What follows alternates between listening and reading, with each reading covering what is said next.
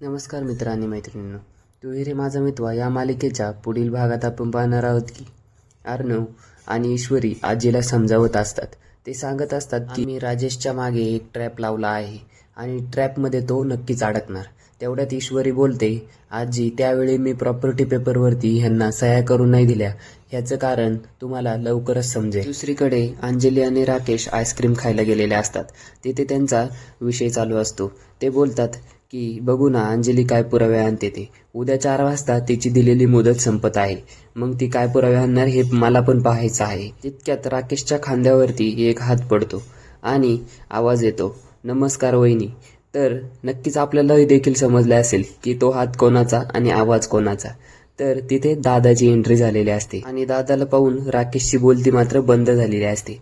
पुढे काय होणार ते पाहण्यासाठी आपल्या चॅनलला सबस्क्राईब करा.